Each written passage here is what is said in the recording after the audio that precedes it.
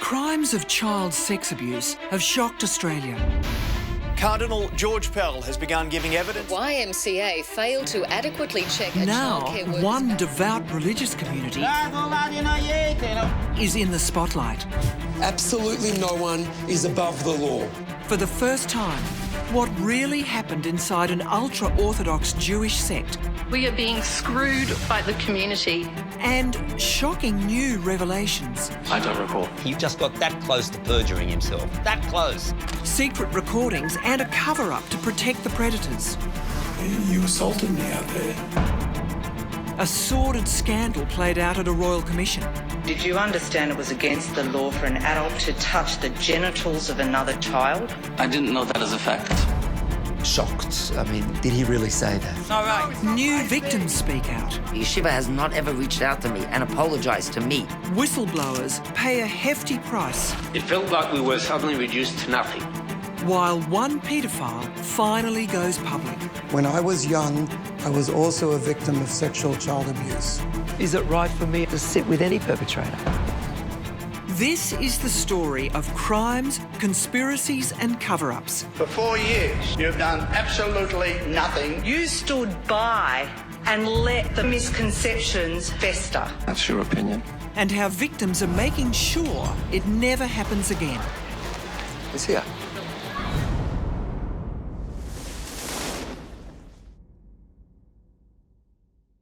Nobody should die that way. I've never seen anything that horrific. One of the duties of a pathologist is to determine the cause of death. Watch on mobile devices or the big screen. All for free. No subscription required. Download Veely now.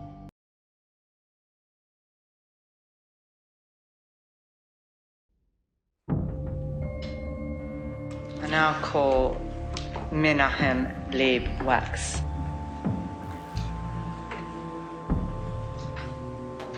My full name is Manny Wax. I am known as Manny. I'm the second eldest of 17 children. My upbringing was ultra-Orthodox. In 1988, when I was 11 years old, I was sexually abused by the son of a senior Chabad rabbi inside the synagogue itself. On a further occasion, when I was about 12 years old, until I was about 14 and a half years old, I was sexually abused by a man I knew inside the male mikveh, or ritual bath.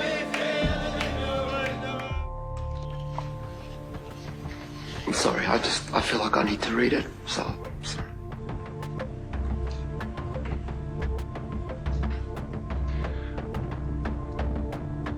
I felt that many people, including adults and teachers at the school and centre, knew what had happened to me and tolerated me being bullied about it. I thought this because no one intervened or helped me. There needs to be some consequences for what the victims suffered for so long by so many. The acknowledgement, not just that the sexual abuse happened, not just that the cover-ups happened, but the acknowledgement that leaders could have and should have done so much more, but didn't. Manny Wax is a survivor of child sex abuse in Australia. But when he exposed the appalling crimes inside a Jewish sect, his world was turned upside down. Manny's revelations in 2011 ripped through the heart of Chabad, an ultra-Orthodox sect inside Australia's Jewish community. Within 3 months, David Cyprus, a security guard for Chabad, was arrested and sentenced to 8 years for abusing 9 boys, including Manny Wax. In 2012, Rabbi David Kramer, a teacher at Yeshiva College, was extradited from America and sentenced to 3 years for child sex crimes against 4 boys. And in 2013, Daniel Heyman, a former Chabad director in Sydney, was convicted with a suspended sentence on a legal technicality. All 3 were working with Chabad in Sydney and Melbourne. Growing up in a Chabad family and community is all I've ever really known, so for me it was just a part of my DNA almost. Manny is one of 17 children. His family were fervent believers of this sect.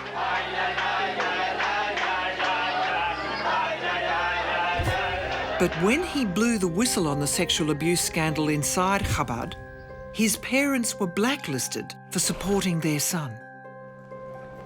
To escape the backlash, they left Melbourne for Israel in 2014. Absolutely no one is above the law. No more silence. Thank you. For more than 3 years, Manny was the public face of this scandal. It is just unfathomable. Campaigning on behalf of more than 100 Jewish victims across Australia. People often think about the toll on the victims, but there is an incredible toll that the victims' families also have to pay. He also left Australia in 2014, moving to France with his wife and children. Now he's returned to give evidence at the Royal Commission. He hopes it will begin his journey of redemption and help deliver justice to the victims. I've literally been working towards this goal, even subconsciously, for decades. His father, Zafania, has also returned to Melbourne, but the stain of being ostracised remains. His house, directly opposite Chabad's headquarters, is still for sale a year after it went on the market. A changed man, Zafania's not only got rid of the traditional black hat and coat, now he's about to take an even more radical step. I'm an older guy with a long white beard. People think I'm a rabbi. I look the part. It wasn't a decision on the spur of the moment.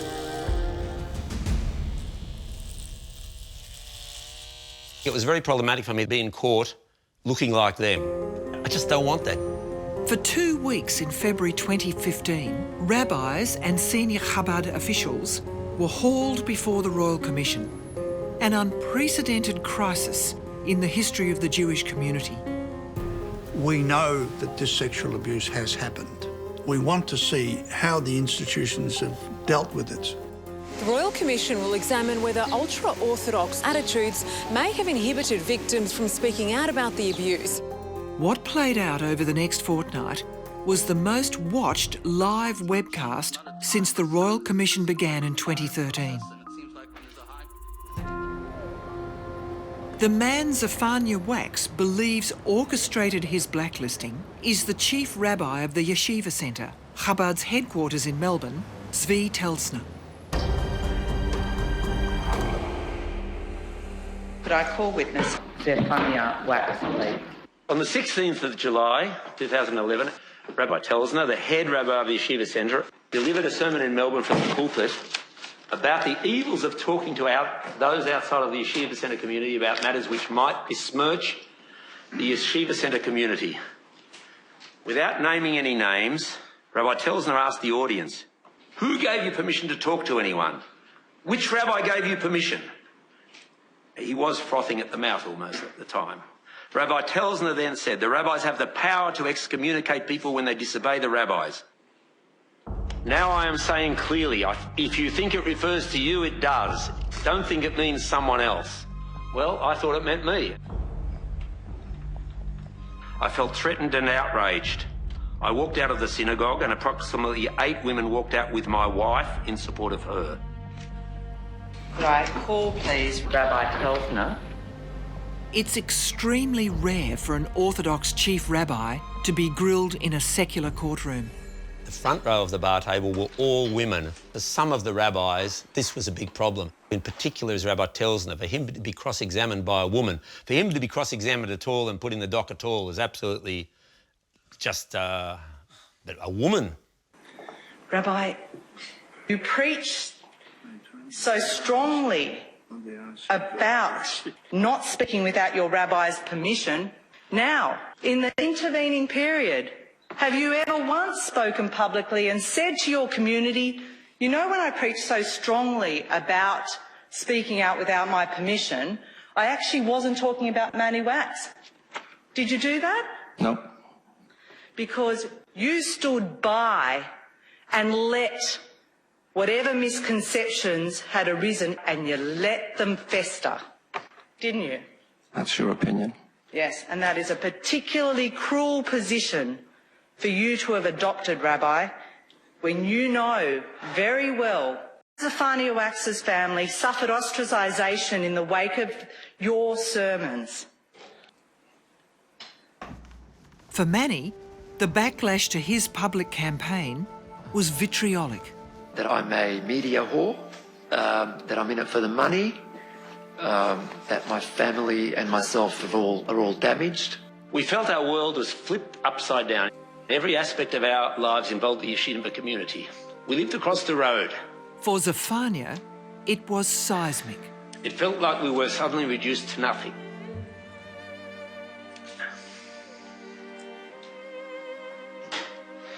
And had lost all our friends.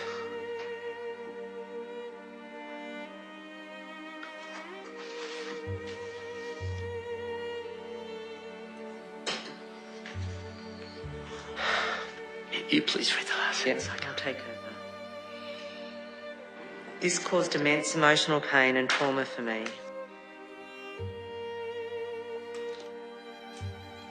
What were the perceptions or experiences you had when you came to leave the country? If it was up to my wife,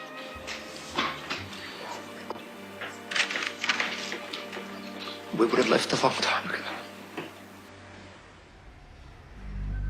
Until the Royal Commission, Manny had been the sole Jewish victim to speak publicly. Now others are emerging, albeit anonymously. One of them, known to the Commission as AVB, is speaking for the first time on camera. The reason I've asked that I not be identified is I don't want to be defined by those events of the past. And I want to be judged for what I accomplish on a conscious basis. In other words, for something that I've decided to do. I didn't decide to be a victim of sexual abuse. It was something that was forced upon me. While AVB is also a whistleblower, unlike Manny, he was working behind the scenes. In 2011, he sent an email to the Chabad community urging victims to go to the police. As a community, we must ensure a full and proper investigation is conducted. Ongoing silence is not an option. AVB's plea to the Chabad community also led to a sermon by Rabbi Telsner. As a result, AVB became an outcast. Manny believed that publicity should be the basis upon which change could be created, whereas AVB believed that he could change things simply by confronting people. And AVB wants to remain within the community. It's sad that it's come to this, I think. You just give the testimony in accordance with your statement. If anyone cross-examines you about it, you've got the particular paragraphs, you know it, just relax. Could I call witness AVB this morning? Like Manny, AVB was also abused by David Cyprus. Cyprus claimed to be a religious man.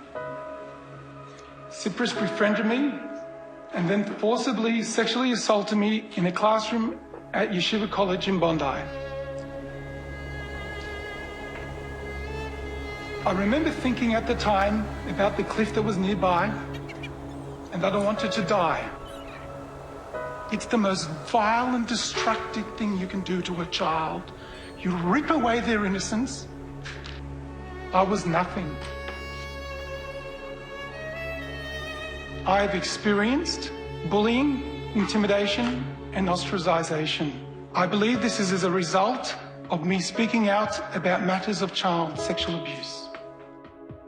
All we've seen and heard from is Manny Wax. Manny Wax is the victim, Manny Wax's family is the victims as well. Manny Wax is a spokesperson for all victims. That's always been an issue for me, and I couldn't really address it because no other victim was willing to come forward.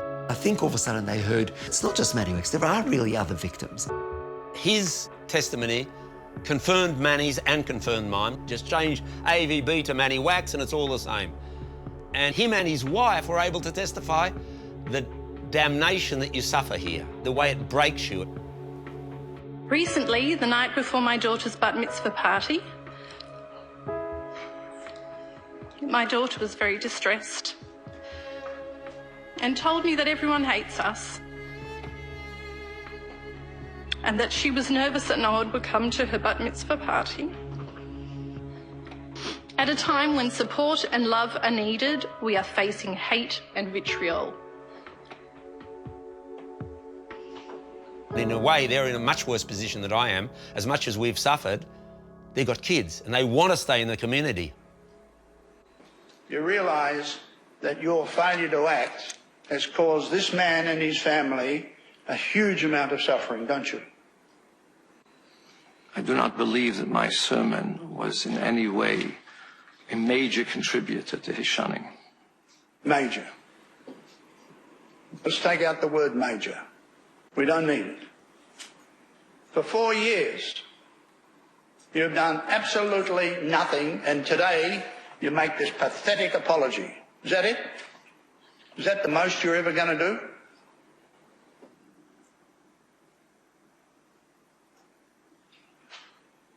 Is that the most you are ever going to do, is the question.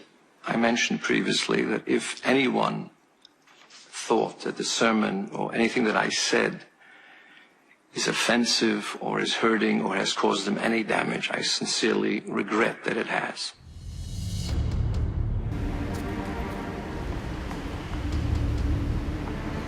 Nick, is there anything else you'd like to say? Shabbat shalom.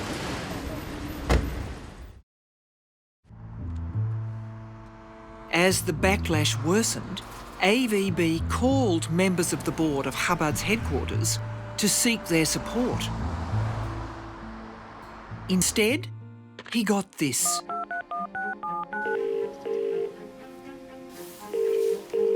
Hello, you're a member of the executive of Yeshiva. I wrote an email about sexual abuse. You wrote back to me, so you don't want to hear those emails again. I don't want anything to do with you. Are you saying that you've never said a negative word about me and my right to ask a question? I think your behaviour is shameful. Just wanted to know what your issue is with me. Did I do something to personally offend you? I'm not interested in speaking to you. You are concerned that I've raised issues about sexual abuse. Don't try and tell me what I said.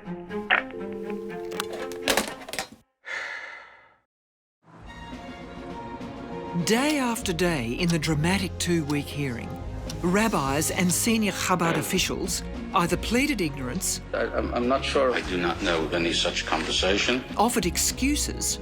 No victims actually came up to tell me. ...or passed the buck. I did not believe that I have that obligation. Is the Commission allowed to make findings about perhaps suggesting special medical help for the collective amnesia? They all seem to have dementia. I certainly do not recall that. I'm not 100% sure. Zafania was unable to restrain himself. No client has ever text messaged me from the back of the courtroom about how I should be running their case. Until I met Zafania. We tried at the beginning passing notes, but it worked out really, so we started doing it via SMS. In one day, Zafania sent me 50 text messages from the back of the courtroom. I was hearing testimony. If it was something that I knew or I thought may throw light for them. It was always informative and very often entertaining. Reminding them of another point. One text message simply said, unfathomable. But I was just SMSing probably average every 10 minutes. And another one-word text which simply said, vomit.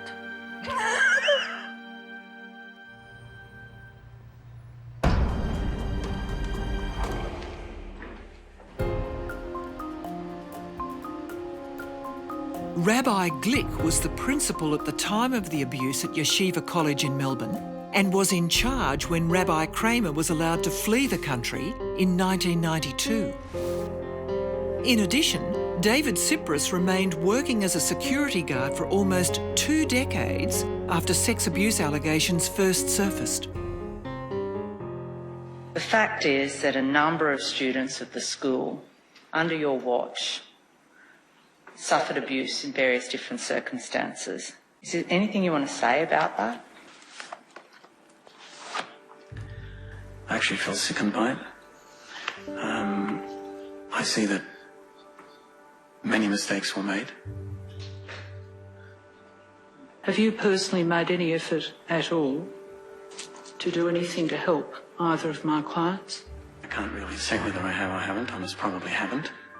Have you made any effort to apologise to any of them? Not personally. The yeshiva sent out 3 apologies. I was included in that.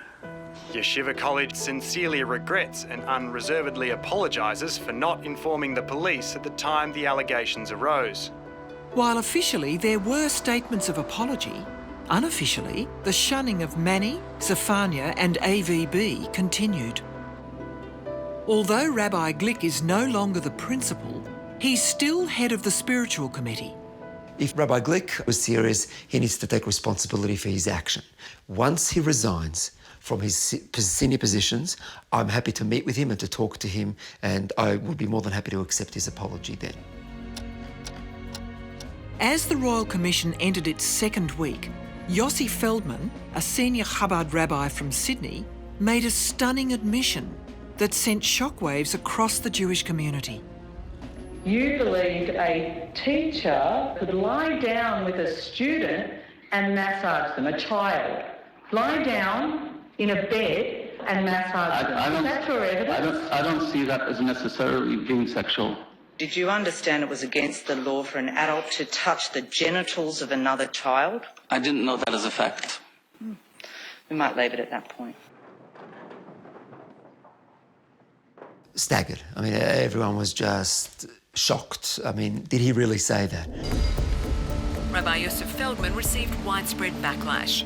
The Australian Jewish News reporting our community's shame, writing over the past few days, Rabbi Yosef Feldman's testimony has shocked and saddened the community. That's it, thank you. Apologies must be forthcoming, not only to me and my family, but the whole community deserves it.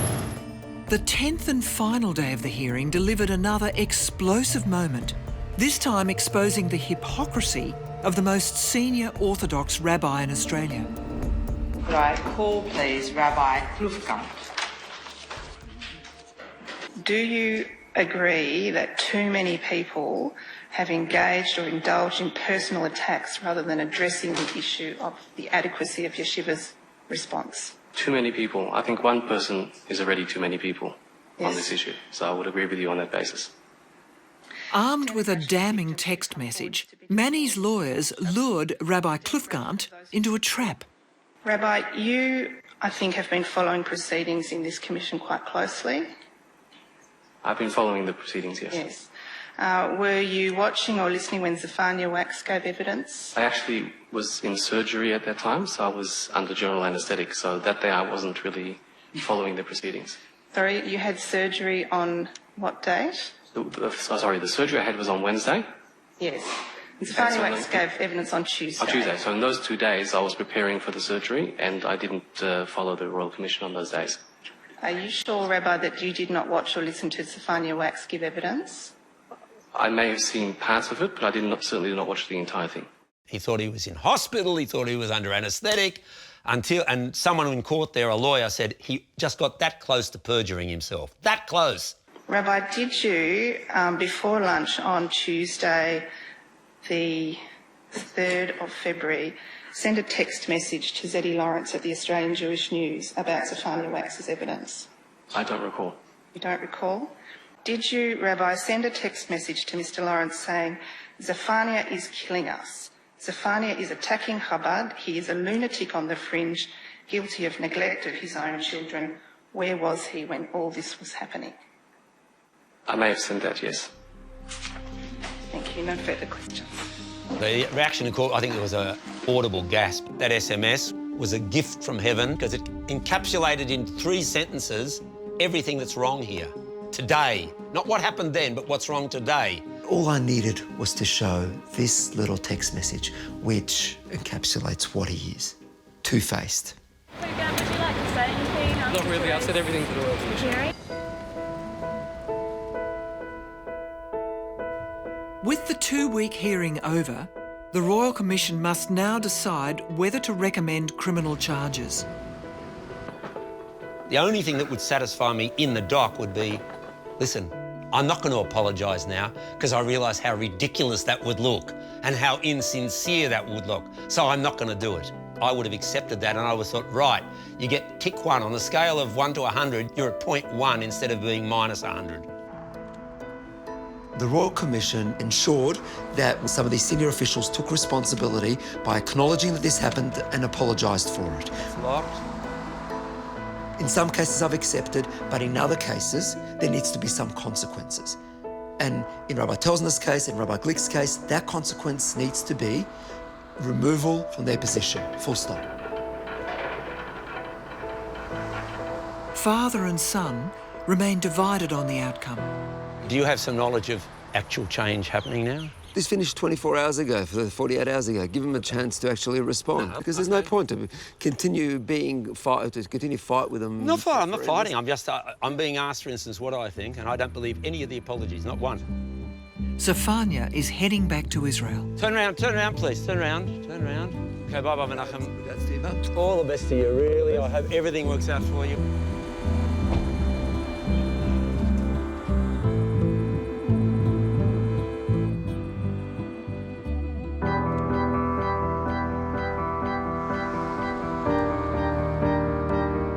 In the wake of the dramatic testimonies at the Royal Commission, Manny's optimism begins to pay off. Within 48 hours, the family of Yitzhak Gruner, the now deceased leader of Chabad in Melbourne, who was directly implicated in the cover-up, apologises to Manny. And within days of his controversial testimony... Did you understand it was against the law for an adult to touch the genitals of another child? I didn't know that as a fact. Sydney's Rabbi Yossi Feldman falls on his sword. Rabbi Yossi Feldman has resigned as Director of Yeshiva Bondi's Management Board. In Victoria, an MP calls on the state government to act, issuing a stinging ultimatum. I've written to the Premier and to the Prime Minister requesting that the continuation of public funds to the yeshiva schools in Melbourne be made contingent on the resignation of those responsible and the establishment of a compensatory fund for victims. As the fallout continues, more senior officials resign. Australia's most senior rabbi has resigned from his post. Rabbi Meir Shlomo Klufgant was forced to admit he sent a text message to a newspaper editor criticising Manny Wax, father of whistleblower Manny. Former Principal Rabbi Glick finally relinquishes his positions of power. I have been pained in the knowledge that during my time as a principal, this occurred. While 3 senior Chabad rabbis resign, the chief rabbi of Chabad in Melbourne, Tzvi Telsner, remains in his post. Unprecedented changes are afoot in Sydney. A public video message is released on YouTube. We will listen to you, we will believe you, we will support you. We will not allow cover-ups. We will not allow vacillation. We apologise for not doing enough. They even recruit state government officials to teach them how to respond to abuse. Today is a reflection of the soul-searching going on amongst the rabbinate, and that those types of occurrences never happen again. It's not just educating the rabbis. Children as young as 5 are now learning how to protect themselves. We all have private parts of our bodies, and those private parts are private. That means they're just for you. Nobody's allowed to touch your private parts, even through your clothes. Nobody's allowed to show you their private parts, even if it's somebody religious. If someone is saying something to you or doing something to you that makes you feel unsafe, what do you have to do? Yes. Say no, go away, tell an adult. Again, one more time. Say no, go away, tell an adult. But in Melbourne, the doors remain closed to the cameras, and board members cling to their posts despite mounting pressure to resign. Inside the gates, AVB is a witness to the stalemate. The reality is, and we're seeing this today with the board, nothing has changed. Life goes on, the show goes on, and politely you can all go to hell.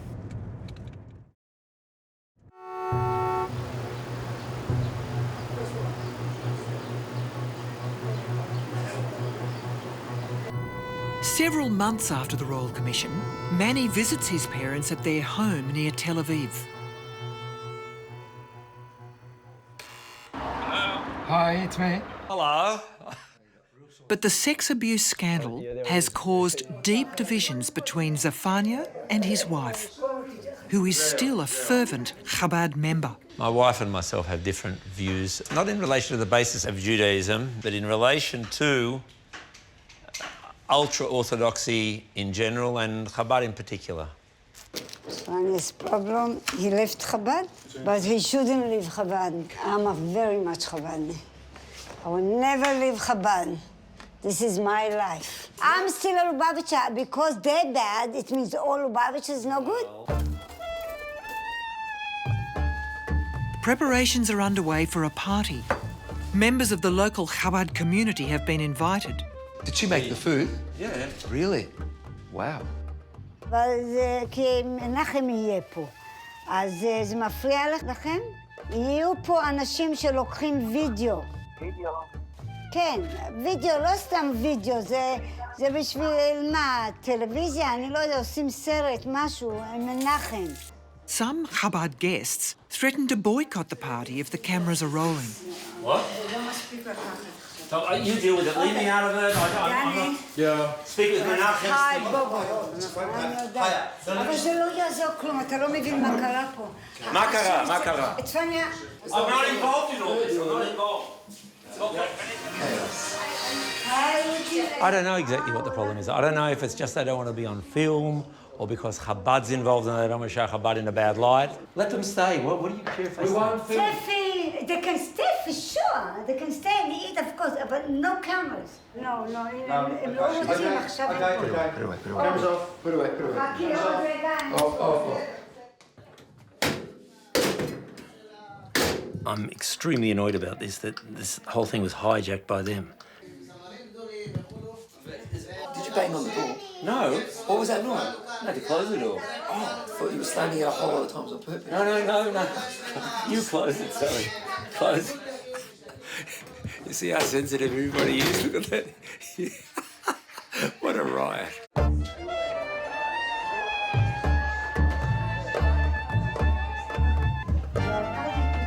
They're not used to television. I'm not interested in what they're used to. I would have, well, you know, if you don't want to come, don't come. I don't think it's such a big deal. There's no point to... It was nice. Everyone had a good time. The issues still exist. They weren't going to be resolved. They won't be resolved, potentially ever. You expect other people to accommodate you as well sometimes. No, yeah, but... Yeah. So you can accommodate other people but this as is in well. my house. Steffi, I don't want this discussion now.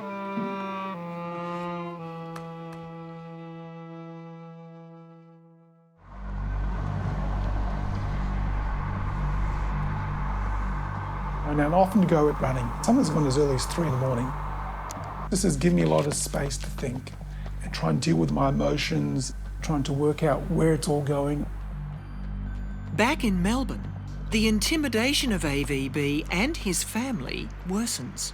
My family and I have had a very difficult time, and one of the individuals driving that process is a person of authority. On an occasion, he threatened my child in synagogue, and my child was so upset and so distraught from it, he ran out and didn't come back in for those prayers.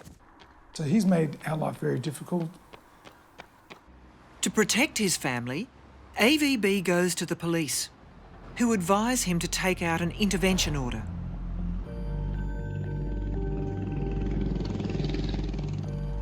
I'm fighting this almost by myself. I'm a solo crusader on a moped. Zafania and Manny,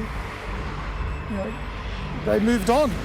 I haven't taken that leaf, and the part that really bothers me is we had all these leaders saying that we've learnt a lot and things have changed, but we're post-royal commission, and I'm in court fighting for protection.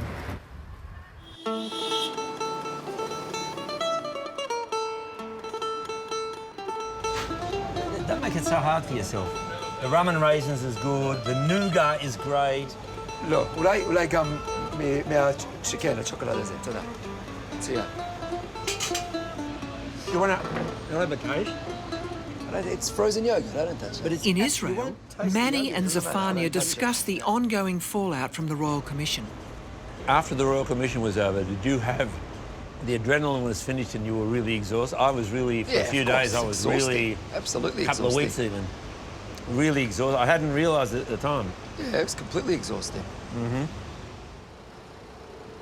It was at the Royal Commission that Zafania revealed a shocking secret. Manny was not the only Wax child who was abused. 3 of my sons were sexually abused by members of the Yeshiva College and Centre community. 2 of Manny's younger brothers were also molested. Neither has ever spoken publicly.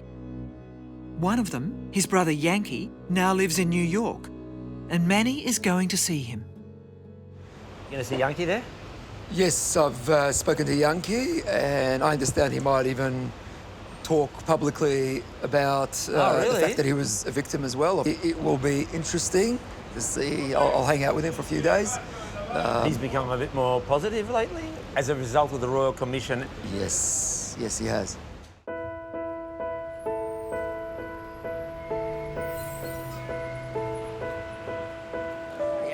Like Manny, Yankee also severed ties with Chabad. Let's do it. And left Australia as a teenager.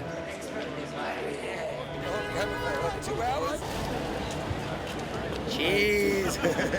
Yeah, it's a good one, actually. Yes. Land of the free.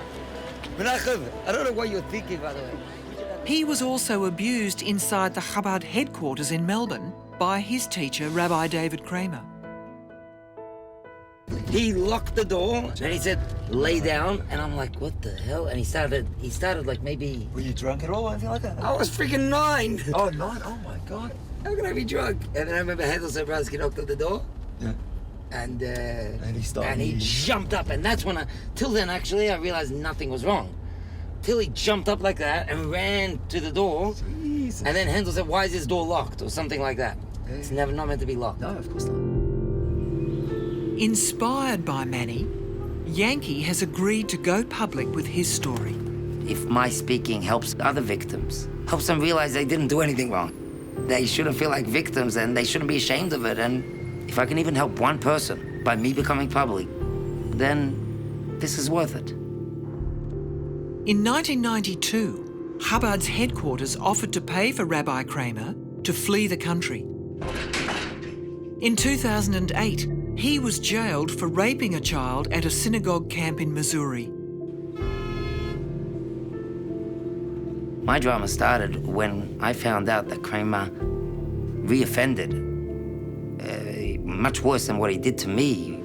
Over these streets. Yankee concedes that if he had spoken out sooner, it might have prevented that sex crime against another child. To the Missouri victim, I'm sorry. I should have done something then. I have wanted to talk publicly, but honestly, I just didn't have the courage. Instead, I hid behind Manny and let him be the voice, accompanying my Heilige older brother. Okay. The hero of Australia. Yeshiva has not ever reached out to me and apologized to me. I'm not asking you to apologize for Kramer's behavior. You didn't put the gun in his hand, right? So to speak. But you did cover it up. The Yeshiva does have blood on their hands. That's a good.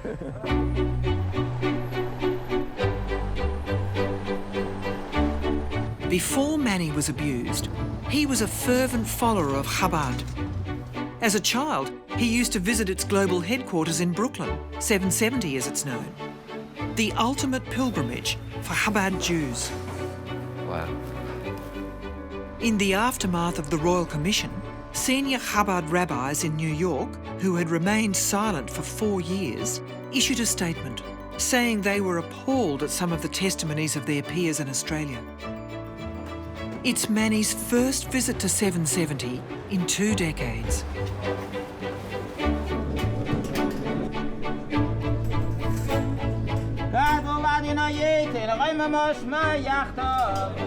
Inside the headquarters is a shrine to piety and prayer.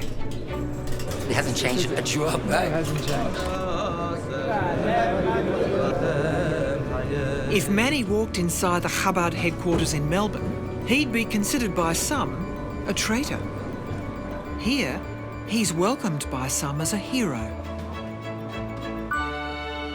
Good to see you, brother. Likewise. Proud of you. Thank you. Very proud of you. Thank you. You made a dent in Yiddishkeit.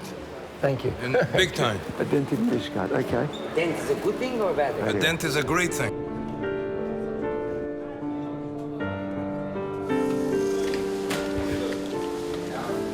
I have so many good memories of this place, to be honest with you. It feels beautiful, actually. Strange, but anyway, complicated. In a sign of his continuing reconciliation, Manny takes part in a daily ritual practiced by Orthodox Jews.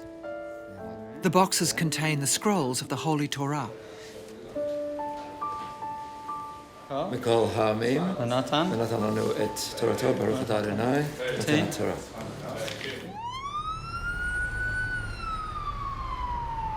Inside 770, Manny is lauded. Outside, he's reminded of the militant attitudes of some Chabad hardliners. Hello, are you guys related? Brothers. I lifted. I had it on before. I did. No. Cover to the shkun. Don't push yourself on somebody else. It's all right. No, it's not my thing. It's not my thing. You should be embarrassed to walk without a yarmulke. Where's the Yiddishkeit? Why don't you proud of Know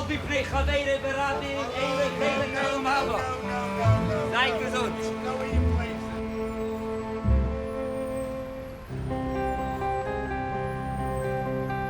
Visiting New York for Manny is bittersweet because it's also the home of one of his perpetrators. This man has not been convicted, but is wanted by Victoria Police for questioning. We cannot reveal his name or identity due to a Royal Commission suppression order. Manny has decided to track him down and confront him, hoping to close the darkest chapter of his life.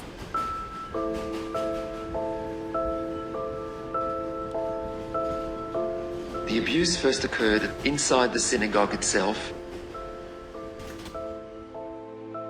He sat on the bench beside me and started stroking me on my clothes. He undid my belt and unzipped my trousers and felt around my penis and groin over the top of my underpants with one of his hands. I was taunted,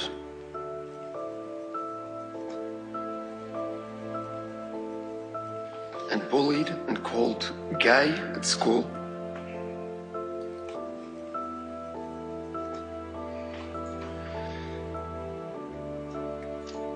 Because I had been sexually abused by a man. He abused me again in a similar way on a further 2 occasions or so, each time on the Sabbath at the Chabad house. With David Cyprus, I always knew there were other victims. With this man, I wasn't sure, but now I've been told that there are allegedly more victims. In 2012, America's leading Jewish newspaper investigated Manny's claims and interviewed his alleged abuser. He did not deny the allegations, an incentive for Manny to confront him personally. Admittedly, my heart is beating a little bit faster than it usually does, so I'm a bit nervous, just wondering, what am I actually going to say? I genuinely don't know how meaningful an apology would be if he offers it. Deep inside, I think it will be of some meaning. Manny is carrying a letter from Victoria Police stating that they would arrest his alleged abuser if he ever re-enters Australia. I'm just fixated on the door. Also don't want him to see me beforehand, so I don't want to give anything away yet, but we'll just wait and see until he hopefully comes out. AVB doesn't support Manny's cavalier tactics. I've always thought, in my mind anyway, that pedophiles have a sickness, and the bigger part of the process is about how the institution, how leaderships respond. But to turn up unannounced, in my opinion, isn't the right way to go about it. Is he engaging with children? It's got to be the biggest concern now, because what's happened in the past has happened, but this really has to be about protecting the children in the future. It's a bit surreal to think that he's probably sitting in there right now, oblivious to all of this, and I'm sure he's going to get the shock of his life when it happens. But I hope it happens sooner rather than later, because the tension is, I can feel it, and I'm ready to go. While Manny claims he was abused by this man And although Victoria Police wants to question him, no charges have ever been laid. What's his name? Wow.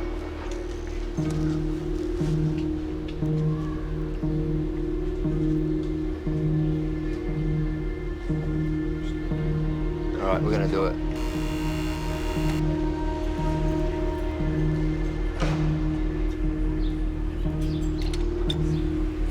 No, it's locked. Yeah, it says his name right there on a delivery.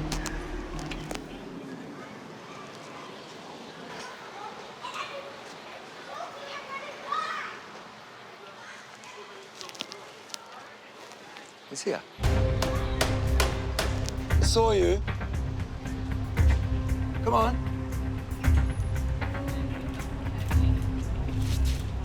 You can see his prayer shawl just sticking out right there, as if he has just finished praying. Come on. Let's just have a chat. I saw you. I know you can hear me. Why don't you come out? We can have a conversation.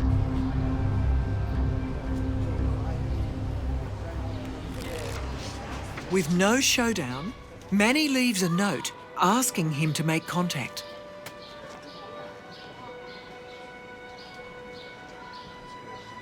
I have no doubt when he heard my voice today that it was his nightmare and he's going to have nightmares for a while. That was not my intention. If he does have some nightmares, you know what? Many of us have had triggers and flashbacks to what he did. You know, oh God. It's difficult for me to talk about it all the time about that because, you know, I really don't feel that it's fair what he gave me, what he caused me to not want to go to a synagogue, to hate being in a synagogue. It really is. And that's why I was very happy in 770 when I went there, that I actually felt comfortable in there, which was counterintuitive to me in many ways because, you know, that's the headquarters of Chabad.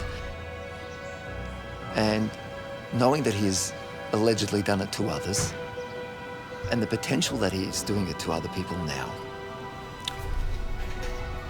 what am I to do? Just sit back and allow the status quo to remain?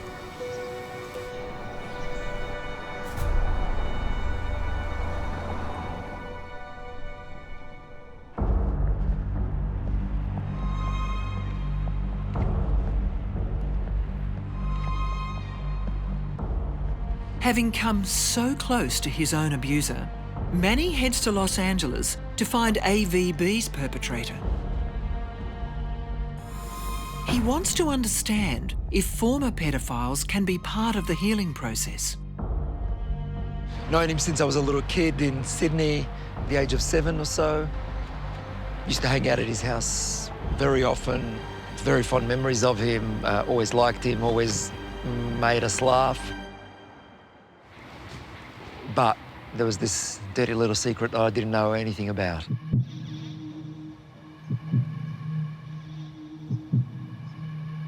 In 1987, when AVB was 14, he was assaulted by Daniel Heyman at a Chabad camp. While we were setting up the bonfire, Heyman forcibly sexually assaulted me. He was very forceful and aggressive. I was very angry and could not understand what was happening and why it was happening. Back in 2011, police asked AVB to get evidence from Daniel Heyman. Just wondering whether you could run me through what your recollection was. I have very little recollection except the fact I think you were staying over for the night, and I think that I attempted to touch you in a place which is inappropriate. I don't recall it going much further than that. It's not something I'm proud of. I can't turn back the clock. You assaulted me out there. Right. And then you told me I'm not allowed to tell anybody. should never ever have happened, and yeah, I don't know what to say. Armed with his admission of guilt, police now had the power to prosecute if he stepped back into the country. In 2013, Daniel Heyman did return to Australia for his mother's funeral. And I'd heard that he was coming, but I didn't think that was the right time when someone comes to bury a parent for him to be arrested. So I decided I wasn't going to call the police.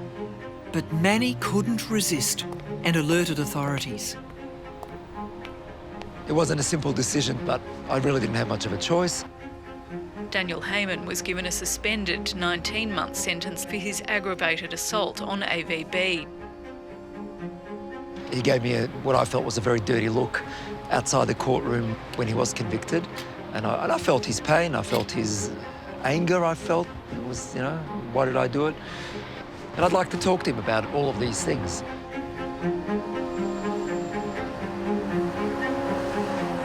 Now in Los Angeles, Daniel Heyman has agreed to meet Manny.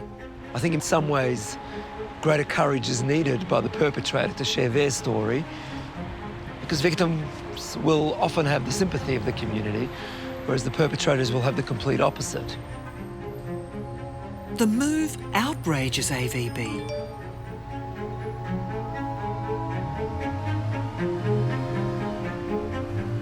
I think Manny crossed a line. Really, really upset me because Manny wasn't a victim of Heyman.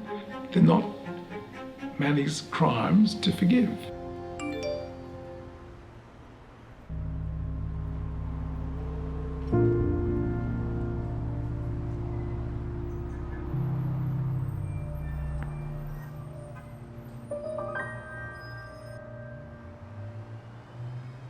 I think perpetrators have a right to make amends in our community. They should be afforded that opportunity.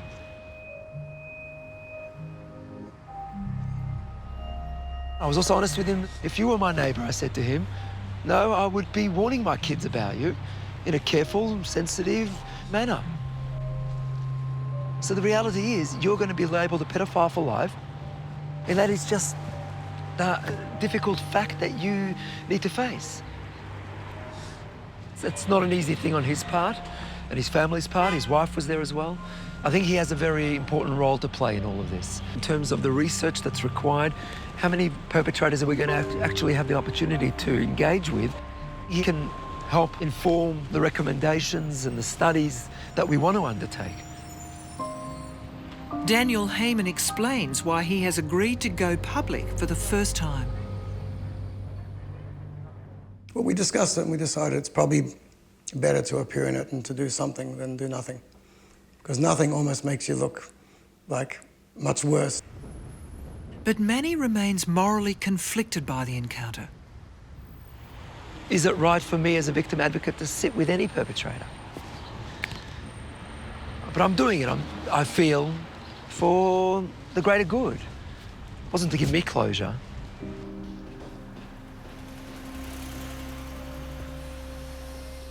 When I was young, I was also a victim of sexual child abuse. This led to some wrongful actions which I am certainly not proud of. Had I understood the ramifications of my actions, I certainly would never have done what I did. I hope and pray that just like God forgives someone who truly repents and changes his ways, so too the victims can forgive and move on with their lives. It might be difficult for people to comprehend, but I think Heyman was more honest than almost all, if not all, the rabbis of the Royal Commission. He's got a sense of, belief that there's a God out there and he needs to be honest and truthful. And the fact that these other rabbis seemingly haven't been as honest and forthright as the perpetrator means that perhaps their level of faith in God and trust in God is maybe a little bit different. In June 2015, the remaining members of the board of Chabad's headquarters in Melbourne, led by Don Wolf for more than a decade, all finally resigned. It took 3 more months before the chief rabbi of Chabad's headquarters in Melbourne quit. Zvi Telsner finally apologising to the victims and their families. A victim's advocate says the yeshiva centre community is in shock because many thought Rabbi Telzner would never leave his position. But Manny's father is still angry. I do not believe any of the apologies. I don't believe he's seen the light. If Telzner is to ring me up and say, listen, I'd like to come over and we'll sit down and talk, and I really mean it, then I'll point out to you the pigs flying past the window. David Cyprus remains in prison. He will be eligible for parole in 2019. Rabbi David Kramer was released in 2014 and immediately deported from Australia. Daniel Heyman still lives in Los Angeles. Manny's second abuser continues to elude him and Australian authorities.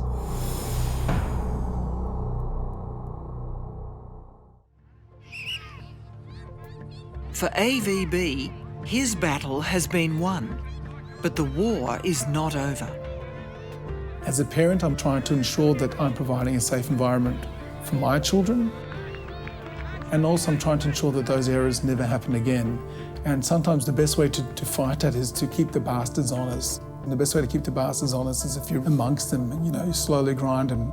Every day they want to get rid of me, I'm sure there's nothing they can do. It's uncomfortable for me, it's uncomfortable for them, but they have to face it, and so do I.